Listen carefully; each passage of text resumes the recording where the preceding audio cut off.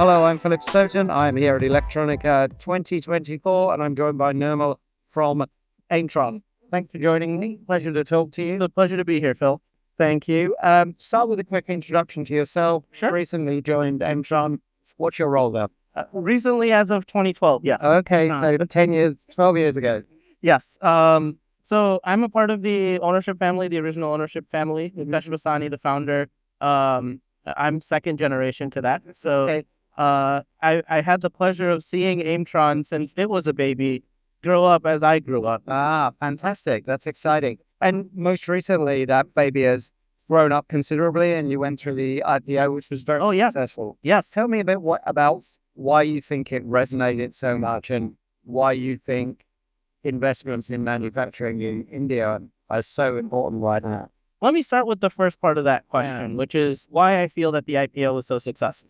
And I truly believe that Mukesh, he came in and he sort of answered a growing need in India as a whole, which is a lot of the manufacturers that are in India are servicing local markets, Asia markets, and they're doing so with the sort of talent pool that has grown there. But India is still a very developing country and still growing. The industries there are often not quite as well established as they are in the States or as they are here in Europe.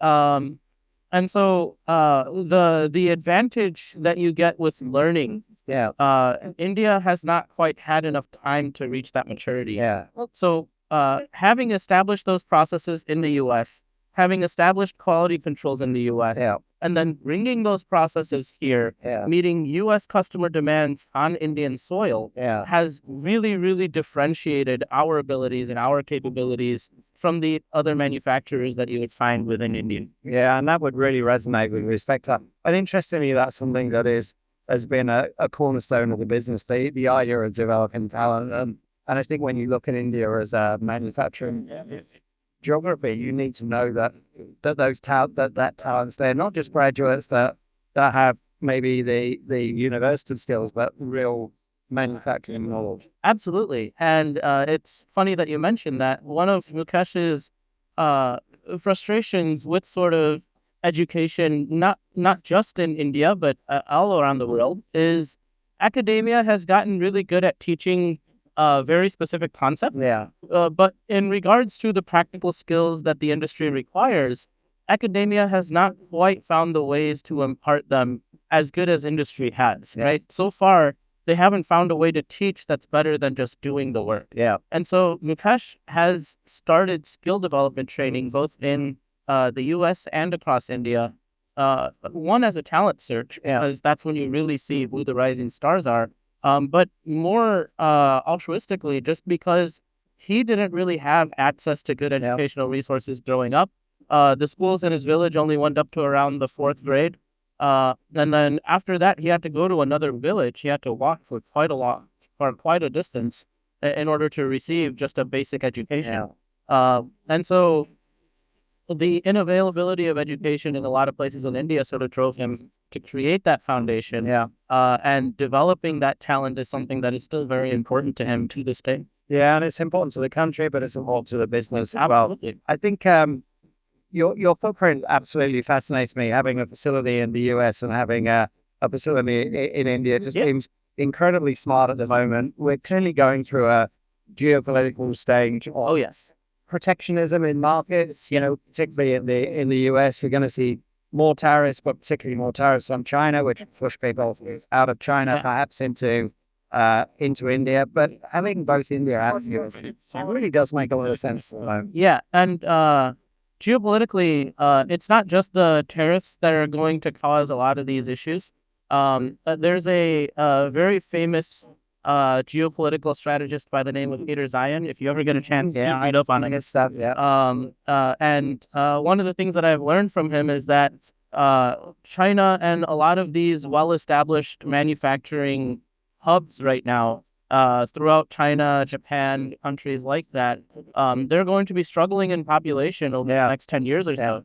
And so even without the tariffs, And in a period of 10 years, most of these companies would have been forced to move away regardless. Yeah. Whereas India is still a freestanding democracy. India has a growing population, and being the largest democracy in the world, the values align with what we're trying to achieve out in the West. Yeah. And personally, for us, the values align as well. Yeah. That's good to know. So when you look at that, the basically the alignment of values, but also the opportunity that India has. What needs to happen is manufacturing scale quickly. Absolutely. Scale, logistics, infrastructure needs scale. People like Apple coming in, building campuses, that's going to help, but there's lots of work that has to be done from the ground up. Scale is a part of it. It's a major part of it. Don't get me wrong. The talent pool that is there is heavily underutilized. India has grown used to working very, very hard. But finding the creative solutions that we often do in the West, India is still learning how to do that. And one of the beauties of having a country in both is that you have personnel from both. So our team in the US can often help find solutions that our team in India might be, they might not see, right? And they're not trained to think that way. And so having both collaborate can lead to a very magical set of circumstances. Which leads to a lot of success. Absolutely. Absolutely. And this type of collaboration will be key to India's growth over the next 10 years. I think it has to be those partnerships that will really deliver success, not just for you companies like yours, but also for India as a whole. You have a political environment in India that seems to want to do business with the world now. That's something that's really important. Yes. And the focus on wanting to do business with the rest of the world is there. And the focus on self-sufficiency is there as well. India has traditionally been, even when it has natural resources, it's traditionally been very dependent on other countries to process them before they actually come in country. And now that is starting to change. You're starting to see a lot more investment into the infrastructure required for India to be able to scale up this manufacturing as well. And so all of this leads to a very favorable climate for Aimtron. And coming into India, this should be something that's very exciting to see. Absolutely. Well, I know we're planning a tour of Indian facilities next year, so we're looking forward to coming to visit you. Please do. Thanks so much for talking to me, and I wish you all the best going forward. Thank you.